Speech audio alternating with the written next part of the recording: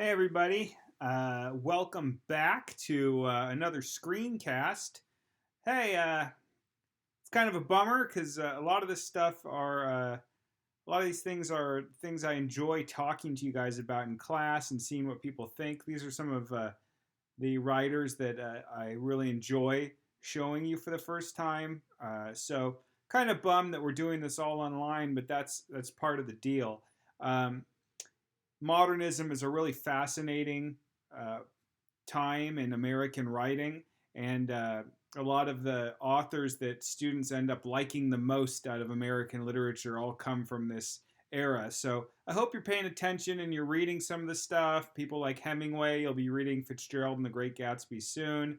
So try to pay attention and actually watch these so that you might discover something that you like.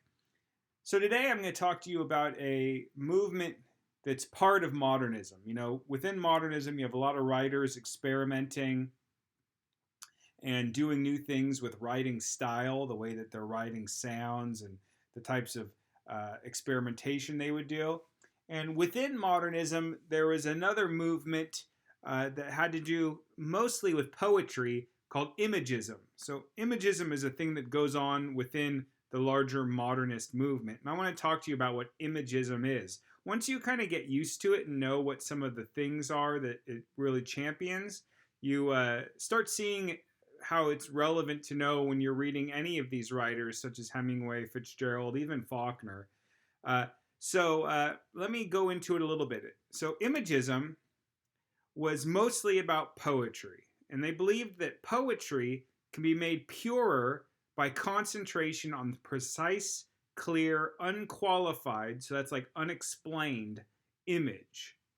So, if they can just describe to you an image perfectly, then they can deliver all the meaning they need to just through the description of that image instead of having to explain in fancy terms the way that you should feel when reading the poetry or try to explain exactly what their point is. They believe that imagery alone, the descriptive language describing an image or describing a thing, can carry a poem's emotion and message. So some of the stuff that they weren't about would have been like the old, more fancy styles of poetry. They were trying to make things much more simple and real. And so they got rid of some of the previous stanza patterns. So if you're used to reading things like sonnets that have a specific rhyme scheme, they even have meters or a certain amount of syllables in a line. They were trying to get rid of stuff like that. They didn't think that it was necessary. It was just an kind of unnecessary construct that controlled what their writing sounded like. They tried to get rid of things having to sound pretty, or at least conventionally pretty. Uh, with that's the way some people still think of poetry, is that poetry is supposed to be, all about romance and love, and it's pretty and it's flowery. They're trying to get rid of that, at least that conception of it. They tried to get rid of it as being just purely sentimental, too gushy, and overly emotional. They're trying to strip it of those things.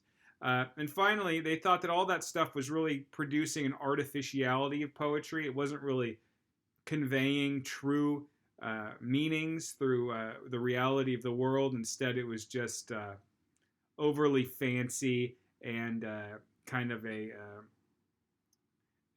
fake type of writing. Here we have this boot crushing all the previous thoughts of the flowery old poetry. What did they support? Well, they championed the use of the language of common speech. You didn't have to write fancy words and fancy writing. You could write like you do in everyday life, as long as you have an interesting way of putting it that is true to the image that you're trying to describe or the moment you're trying to describe. Then it's perfectly fine to use simple and even common language. And they were telling people that they should focus on the exact word, not merely the decorative word. A decorative word would be like a long vocabulary word that everybody would be impressed that you knew. They don't care about big words. They just care about that perfect word that describes exactly what you're trying to get across. So this guy here is Ezra Pound.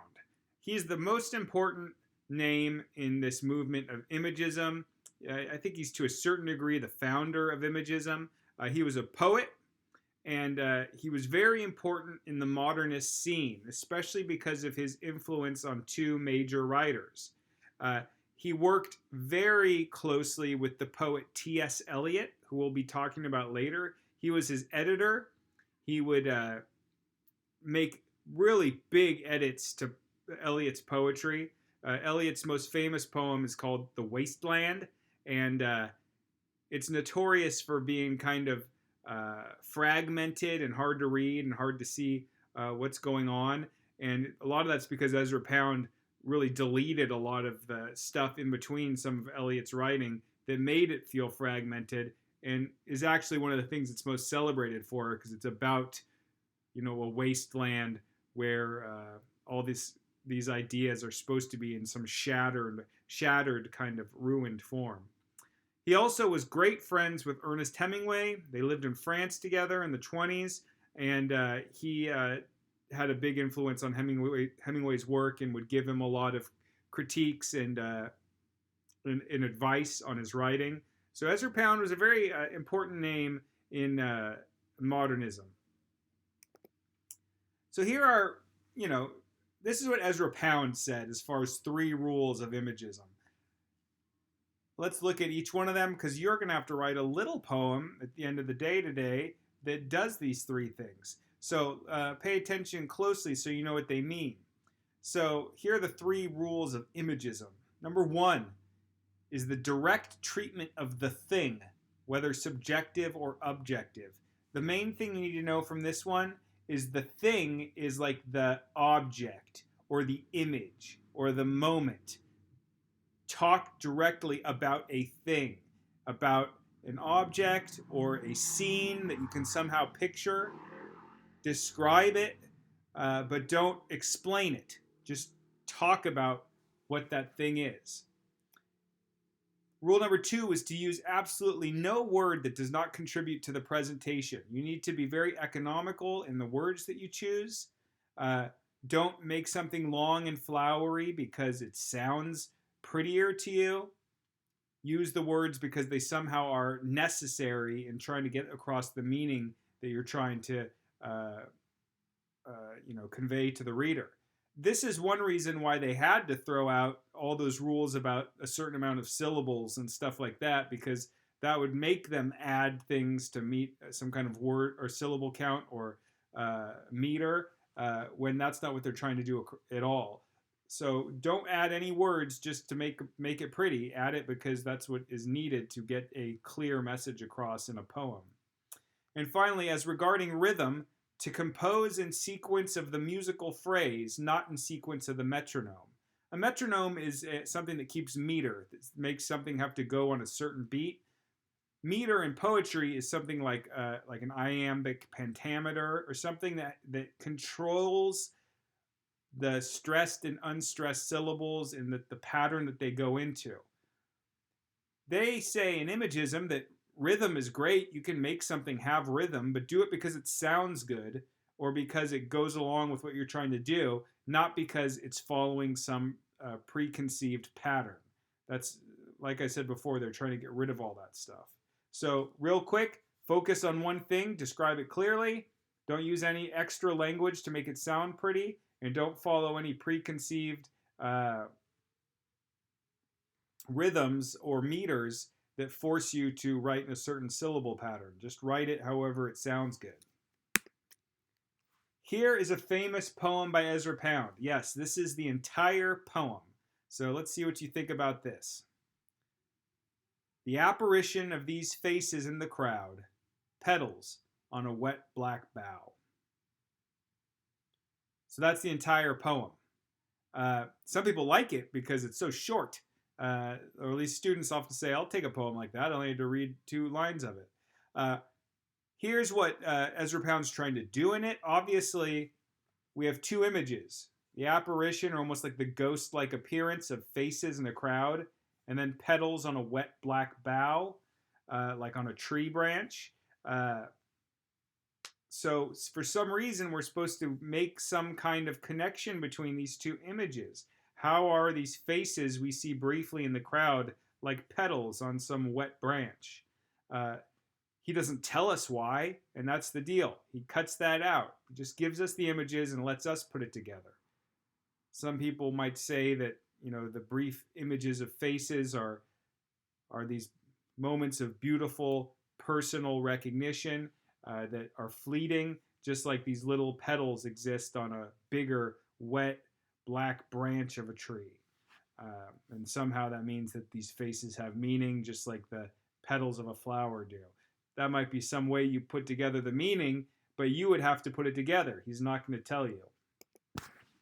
I'm going to tell you about another prominent Imagist poet, and his name is William Carlos Williams. There's a picture of him. He had a long career as a physician. This shows up as important in some of his poetry. He was well acquainted with Ezra Pound and the ideas of Imagism, and he had a quote that says this: "The job of the poet is to use language effectively, his own language, the only language which is to him authentic." This means that this is similar to those ideas of Imagism that say only use the necessary words and that they championed the common speech. And here again, he's saying if it's going to be true and personal to you, it's got to be your own language, not somebody else's. People often like William Carlos Williams' poetry because it's very simple. Let's see what you think. Here's a very famous poem by him. It's called The Red Wheelbarrow. This is the entire thing. Let me read it to you. "So much depends upon a red wheelbarrow glazed with rainwater beside the white chickens." So that's it. What do you think? It's really only one sentence. It's got the period at the end. I can tell you stuff to notice about it. Pure imagery for the most part. Rainwater, white chickens, a red wheelbarrow. Although there is a little bit of some language pushing you to meaning. Because you're probably going, what does this have to do with anything? It's just about a wheelbarrow. Take a look at the stanzas here, as short as they are. How do we see something that kind of shows us that we're supposed to make some meaning out of this? Look for a line.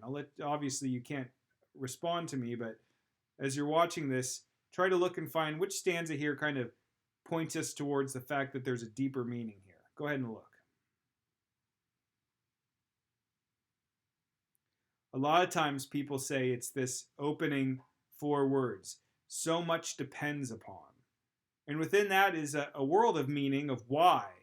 Why does so much depend upon a red wheelbarrow glazed with rainwater beside the white chickens?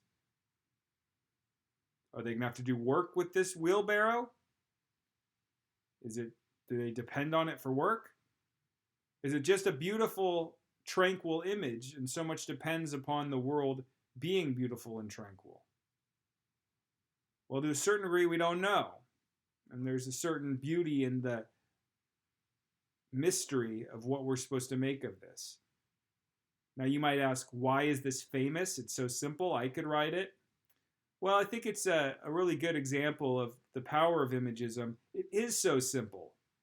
It seems like anyone should be able to write it. Why did this group of words, let's count them, 1, 2, 3, 4, 5, 6, 7, 8, 9, 10, 11, 12, 13, 14, 15, 16 words. Why this group of 16 words in this configuration? Why did this capture so many people's imaginations? I'm sure you could write 16 words that are similar to this, but most likely they aren't going to attract the kind of attention this one did. And there's a mystery to that too, and I think it's kind of fascinating. This is another, I'd say, out of William Carlos Williams' poems, the last one and this one are his most famous. And this one's called "This Is Just to Say." "I have eaten the plums that were in the icebox, and which you were probably saving for breakfast. Forgive me, they were delicious, so sweet and so cold." Once again, very simple. There is some stuff that's not just imagery, but it's very simple. There's not a lot of flowery language here. And there's still mystery. Mystery of why this person's writing this. What's so important about these plums? Is there anything? Or is it just a simple slice of life? Once again, a short amount of words that have captured a lot of people's attention. Now, we're getting to the end of our Canvas discussion, or of our screencast rather, and I have an assignment for you. And you're going to love this. And I say that meaning that I know that a lot of you are going to hate it. But I want you to write, and I'm doing it in the discussion section of Canvas so we can see what people do. I want you to write a poem, an original poem that follows the 3 rules of the Imagists as best as you can. And you can always pause the video on that image of... I'll put this PowerPoint up on Canvas as well. But the 3 rules. And your poem should be at least 4 lines long. Just give me a 4-line poem in the Canvas discussion today at some point. And you have to pick a single thing, a single moment or a single image. It might be just a good idea to look out the window or look somewhere in your room and try to describe it in 4 poetic lines. And when I say poetic, I don't mean they have to be fancy, but put them in verse. All right, guys. I think these guys are pretty interesting, these Imagists, and I think we'll see a lot of influence they've had on other writers. I'll close by saying one thing. Already you've read Hemingway. Think specifically about the last story we read by him, Hills Like White Elephants. And you'll notice that it's a lot of just people talking, their dialogue, and then images of the hillsides around them. And no explanation of what we're supposed to think about this or what these people were thinking in their minds. It's just the pure audio recording of their conversation and the visual recording of what they saw, almost like a photograph or a video that's not explained. And I think you see that presence of that kind of imagism philosophy there. All right, guys, have a wonderful day. We will have our Zoom meeting tomorrow, so I really look forward to actually connecting with you, if not in person, then at least live through the internet. All right.